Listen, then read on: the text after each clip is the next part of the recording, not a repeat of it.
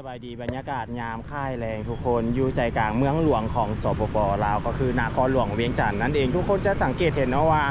เส้นทางหลวงเส้นทางลักของใจกลางเมืองก็คือถนนลานสร้างแห่งนี้สองข้างทางจะมีสิ่งหนึ่งที่เราจะพบเห็นและพบเด่นที่สุดเนาะเวลาที่เราเดินทางมาเส้นทางดังกล่าวก็จะมักพบเห็นที่ว่า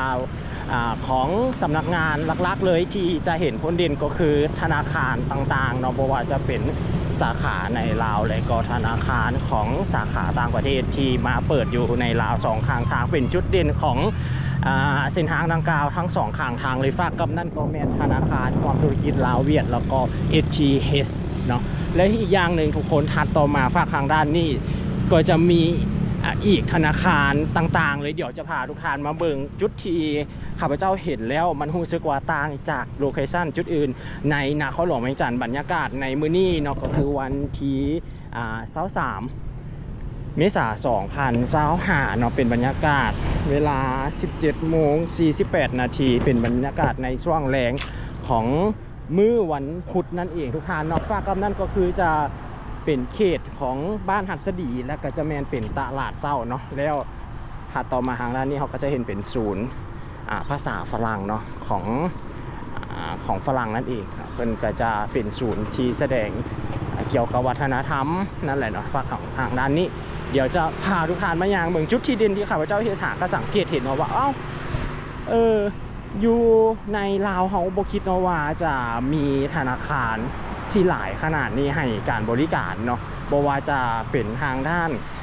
บุคคลทั่วไปแล้วก็ทางด้านเกี่ยวกับธุรกิจอย่างเช่นการเช่าสินเชื่อการปล่อยกู้ต่างๆเนาะสถาบันฝรั่งนี่ติดกับถนนลานสร้างเส้นทางเส้นนี้เลยข้าพเจ้าก็เริ่มย่างมาตั้งแต่ขอบเขตบริเวณสี่แยกไฟแดงที่จะไปหัดสดีทางด้านนี้ก็เวียดคอมแบงเนาะถัดต่อไปก็คือจะแมนสัญลักษณ์สีแดงแบบนี้เบิ่งบ่ยากเลยเนาะก็คือมาลูฮัน J8 แบงค์ลาวนั่นเองนะทุกท่านเป็นแบบว่าเป็นถนนที่มีธนาคารหลายที่สุดเนาะแล้วก็จะมีสาขาของประเทศต่างๆแล้วที่เพิ่นมาเปิดนี่ทุกท่านนี่อีกหนึ่งจุดเลยนี่นับมาเมื่อกี้นี้มี2 3 4เนาะ5 6 7 8แล้วก็ยังมีอีกหลายๆเดี๋ยวไล่ไปเด้อทุกคนนี่เนาะมีเวียดคอมแบงธนาคารมาหรือฮั่น J8 ลาวเนาะก็คืออยู่นี้แล้วถัดต่อมาก็คือจะเป็นของที่เอิ้นว่ากรุงศรีแบงค์เนาะกรุงศรีก็คือจะเป็นธนาคารของไทยแม่นว่าทุกท่านที่เพิ่นเข้ามาเปิดสาขาอยู่ลาวเฮาถัดต่อมาก็คือจะเป็นของมาเลยันนะเบอร์ฮั่นสาขาลาวเนาะแล้วก็คือจะเป็นของเมย์แบงค์ก็คือน่าจะเป็นธนาคารของมาเลต่อไปก็คือJDB เนาะธนาคารร่วมพัฒนาลาวเป็นธนาคารของลาวเขานั่นเองและฝากของทางด้านนั่นเนาะก็จะมีของซาคอมแบงค์ทุกท่านนี่มีซาคอมแบงค์แล้วก็จะมีธนาคารลาวฝรั่งลุมลงไปตื่มอีกย่างแถวหน้าขึ้นมาก็คือจะเป็นศูนย์กลางทาวเวลและใจกลางนครหลวงจุดนี้ก็คือจะเป็นศูนย์กลางของนครหลวงเลยเนาะทุกท่านนี่ฝากกันก็คือจะเป็นตลาดเซามออุณหภูมิอยู่ที่39สวยขึ้นไปหน่อย41องศามื้อนี้ร้อนอีหลีเนาะถึงว่าจะมีฝนตกลงมาแล้วก็ยังมีอากาศที่ว่าร้อนอันนี้จะเป็นแถวนี้จะเป็นสำนักงานใหญ่เลยของธนาคารต่างๆในลาวเด้อทุกท่านเนาะจะบ่แม่นเป็นสาขาเด้แล้วธนาคารของลาวที่ได้รับความนิยมก็คือจะมี BLC เนาะก็คือธนาคารการค้าต่างประเทศลาวมหาชนธนาคารลาวพัฒนาธนาคารร่วมพัฒนาธนาคารพงสวรรค์แล้วก็จะมีธนาคารกสิกรธนาคารกสิกรรมเนาะแล้วก็จะมีอีกแล้วข้าพเจ้าบูจือเนาะธนาคารของลาวเฮานั่นเองมันก็จะมีหลายนั่นเองเนาะภาษากรลาวเฮา7 ล้านปลายเนาะแต่ว่าธนาคารอยู่ลาวเฮามีหลายเนาะนี่ย่างมาทางด้านนี้เขาก็จะมาฝากทางด้านนี้เนาะข้าพเจ้าบ่ได้ข้ามไปฝากทางด้านนั้นมาถ่ายบรรยากาศในช่วงตอนแรงแล้วก็พาทุกท่านมาเบิ่งธนาคารต่างๆเนาะที่มีอยู่ในนครหลวงเวียงจันทน์แล้วก็บ่ได้มีอยู่ไกลกันเนาะก็คือมันจะอยู่จุ่มๆกันก็บ่ฮู้ว่าเป็นหยังธนาคารทุกธนาคารเพิ่นจะมาอยู่จุ่มๆกันบ่ได้อยู่ห่างกันเนาะแต่ย่างไกลมาเมื่อกี้มีธนาคาร1 2 3 4 6 5 6 7แล้วเนาะถัดต่อมาอีกมันก็จะมีสาขาของธนาคารกสิกรเป็นธนาคารของไทยเนาะแต่ว่าเป็นมีสาขาอยู่ในนครหลวงจันทร์ก็คืออยู่ทางด้านหน้านั้นไปเดี๋ยวจะพาทุกท่านย่างไปเบิ่งต่อมาก็คือกลุ่มธนาคารออสเตรเลียและนิวซีแลนด์จำกัดสาขาลาวก็คืออยู่ทางด้านนี้ตึกสีฟ้านี่เลยจะรวมอยู่ในพื้นที่แถวนี้หมดเลยทุกท่านเนาะเขตในแถวนี้แรงๆมาแบบนี้ก็จะเป็นโมงที่หลายทานเลิกจากเวียกเลิกโรงเรียนเนาะก็คือจะเดินทางกลับกันเส้นทางมันก็จะไปติดอยู่ในถนนไก่สอนพงวิหารเนาะเส้นทางขาออกตัวเมืองนั่นเองแต่ว่าบรรยากาศในตัวเมืองก็จะโล่งแบบนี้เลยเนาะแต่มันจะอัดกันในช่วงตอนเศร้าๆ6 โมง7 โมงหา8 9 โมงเนาะโมงนั้นก็คือเส้นทางถนนเส้นนี้ก็คือจะอัดเนาะอันนี้จะเป็นตลาดเศร้ามอบรรยากาศปัจจุบันเนาะวิดีโอนี้แม่นบันทึกในเมื่อวันที่23 เมษายน 2025เนาะทุกท่านทางส่วนนอกกันตึกอาคารด้านนี้ก็คือเส้นทางที่เขาจะออกไปใส่ธาตุดำทางด้านนี้จะมีอาคารอีกอาคารหนึ่งนี่ตึกสีส้มๆนั่นก็จะเป็นไปรษณีย์ลาวจำกัดเนาะบริษัทไปรษณีย์ลาวจำกัดตึกส้มๆข้างๆของตลาดเซามอทางอาคารตัวทางด้านนี้เนาะตลาดเซามอนี่มันจะมีอยู่2 อาคารมีอาคารใหญ่กับอาคารห้องลงมาก็คืออาคารตัวนี้นะเป็นอาคารห้องนี่ทุกท่านถ้าเขาออกจากนี้ไปก็คือจะแมนไปใส่ทางเส้นทางที่จะออกไปใส่ทงขันค้ำนะหรือว่าเขาจะออกไปช่วยในทางด้านสายลมเส้นทางเส้นนี้ฝั่งทางด้านนี้ตึกอาคารนี้ก็ยังเพิ่นก็เปิดให้เขามาจองให้มาอันนั้นได้ฝั่งของทางด้านนี้เดี๋ยวจะย่างข้ามไปทางฝั่งด้านนี้แดงแล้วบ่แดงแล้วนะตามเส้นทางอยู่จุดบริเวณทางถนนลันซ่าเนี่ยเราจะเห็นมีทุงลาวกับทุงเวียดนามเนาะเพราะว่าวันที่24นี่จะมีหน่วยงานของทางรัฐบาล2 ประเทศทั้งเวียดนามนะเพิ่นจะมาเยือนสปป.ลาวเฮานี่ก็คือจะเป็นธนาคารกสิกรไทยนี่เนาะสาขาลาวอยู่ทางด้านนี้จะเป็นตึกอาคารทรงฝรั่งผสมลาวเนาะเป็นอาคารแต่สมัยเดิมนั่นเองนะเพิ่นมาเฮ็ดเป็นห้องการใส่นี่เราก็จะเห็นสัญลักษณ์ของ KBank Pass ลาวเนาะของกสิกรนั่นเองฝั่งทางด้านนี้อันนั้นก็คือจะเป็นห้องการสำนักงานเก่าเนาะเพิ่นได้มีการยกย้ายแล้วก็มีการโฮมเข้ากันแล้วมันก็กลายเป็นตึกห้างเนาะฝั่งของทางด้านนั้นย่างออกไปนี่ก็คือจะเป็นธนาคารไทยพาณิชย์นี่เป็นธนาคารอีกเนาะเอาฝากอันนี้ไล่มา10 ป่ายแล้วนะทุกท่านตอนนี้แล้วก็จะมีอยู่เส้นทางออกไปแคมป์ของทางนั้นนะพุ่นก็จะมีเป็นธนาคาร LDB นะสำนักงานใหญ่ก็คืออยู่ทางด้านนั้นแล้วก็ถัดต่อจากหอคำออกไปพื้นนอกก็คือจะมีของธนาคารการค้าต่างประเทศลาวนะสำนักงานใหญ่ฝากกันนั่นเองหลายได้ทุกท่านเพราะว่าเรื่องธนาคารอยู่ในลาวนี่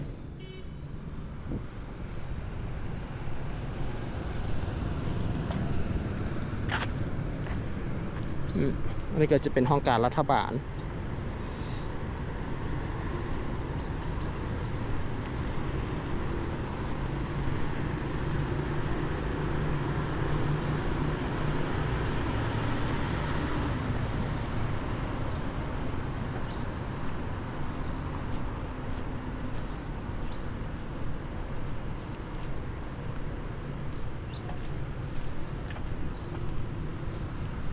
นี่เนาะอันนี้จะเป็นของธนาคารไทยพาณิชย์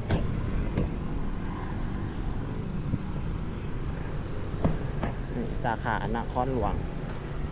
ธนาคารไทยที่เพิ่นมาเปิดสาขาอยู่ทางลาวเขาก็เห็นมีหลายเนาะมีกรุงศรีมีไทยพาณิชย์มีธนาคารกสิกรไทยเนาะเห็นมี3 ธนาคารหลักๆเลยที่เห็นอยู่ในนครหลวงแต่ว่ามีอีกหรือบ่มีหรือมีหลายกว่านี้เนาะหากว่าท่านใดได้เห็น ก็พิมพ์คอมเมนต์หาข้าพเจ้าตื่มเนี่ยเพื่อจะได้ไปบันทึกภาพในโอกาสหน้าเนาะเส้นนี้ออกไปนี่ก็คือจะแม่นไปเส้นทางสีหอมทุกท่านนี่เป็นเส้นทางที่มือบุญปีใหม่ลาวเนาะมีการเฉลิมฉลองข้าพเจ้าก็ได้มาบันทึกภาพที่มีการลิ่นน้ำกันก็คือตลอดเส้นทางเส้นนี้ไปเลยยาวออกไปจนฮอดฝากของสี่แยกคุณเลยจะเป็นทุงลาวกับทุงเวียดนามเนาะเพราะว่าวันที่24รัฐบาลแห่งเวียดนามเนาะเพิ่นจะมาเยือนลาวนั่นเองเนาะก็คือมื้ออื่นก็เลยมีการประดับประดาทุงสองชาติเนาะอยู่จุดสำคัญต่างๆถนนสำคัญต่างๆย่างมาฝากกันจะเป็นป้อมตำรวจลาวอยู่ทุกสี่แยกเนาะก็จะมีเขาจะย่างข้ามฝากไปเนาะทางด้านนี้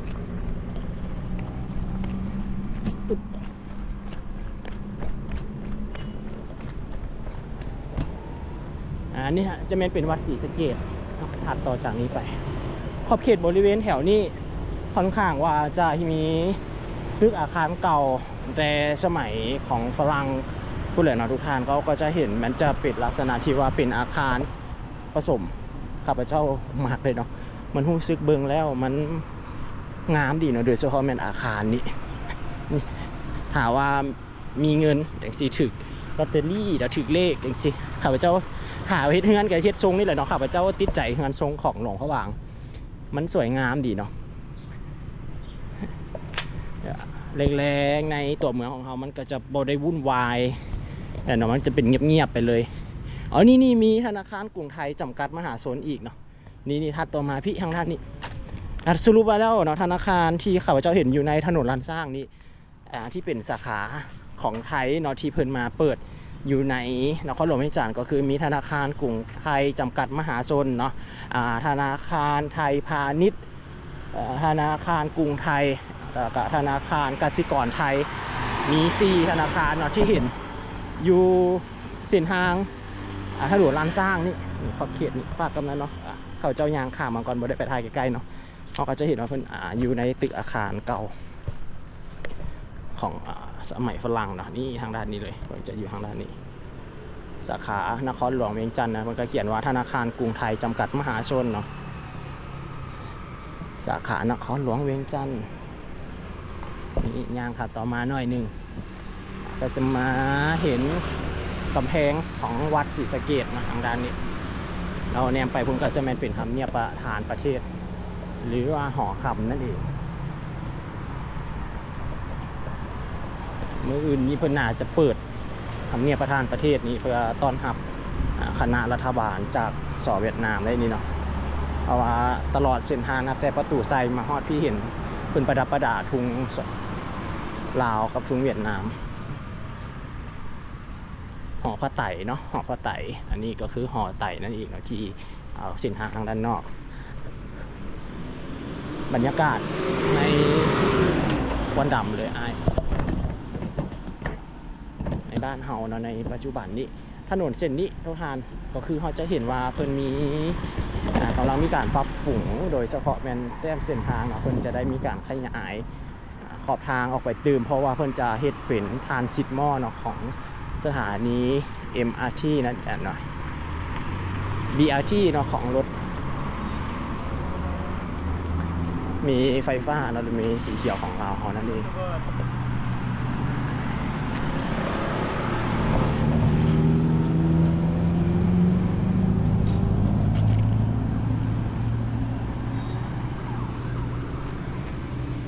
อันทางด้านหน้านี่ก็กำลังขุดได้ดีเนาะฝากทางด้านของวัดศรีสะเกษเนี่ยเมื่อนั้นยังไม่เห็นเนาะแต่ตอนนี้เพิ่นมาขยายทางด้านนี้ออกไปละส่วนทางด้านนี้ทางด้านหน้าทางด้านก็จะเป็นทำเนียบไปเที่ยวยางไปถ่ายรูปทางด้านหน้าของทำเนียบกันเนาะถนนลานสร้างนี่ก็จะแม่นเริ่มต้นมาตั้งแต่ประตูไซเนาะแล้วก็มาสิ้นสุดอยู่หน้าของทำเนียบประธานประเทศนี่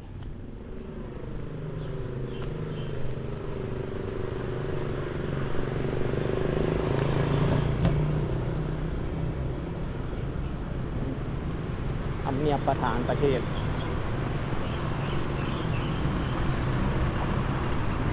หรือว่าหอคำนั่นเองเนาะก็จะเปิดทำเนียบก็เปิดหอคำเนาะเฉพาะที่มีงานฮับแขกทางรัฐบาลนั่นเองเนาะงานส่วนของทางด้านนี้เนาะ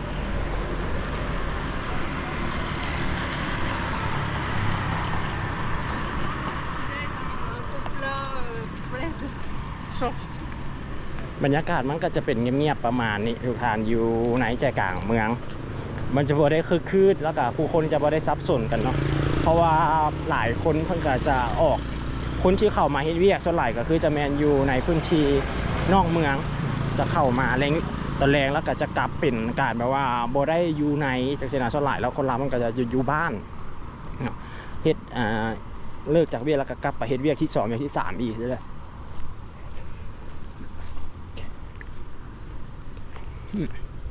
เนี่ยขอบเขตแถวบริเวณทางหน้านี่มีการ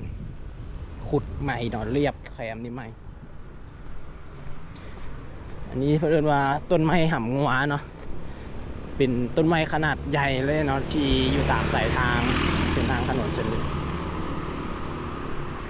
นี่เลยกระปุ้นเนาะเอาไปใส่ห้องหัวมโหสถอังส่วนทางด้านนั้นนี่จะเป็นหอ